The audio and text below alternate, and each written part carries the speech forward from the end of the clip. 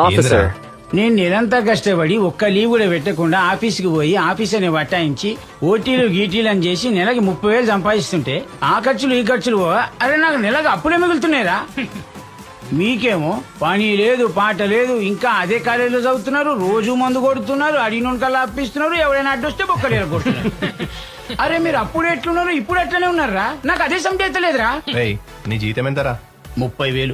వచ్చే 30,000లో PF ESI కట్టవగా మిగిలిన పైసలతో ఇంటి rent, current bill, water bill, ఉప్పులు పప్పులు ఇవన్నిటికీ ట్యాక్స్ కడుతూ మీలాంటి ఎంప్లాయీస్ అందరూ మాలాంటి వాళ్ళని పోషిస్తున్నారా. అది మీకు అర్థం అవ్వట్లేదు.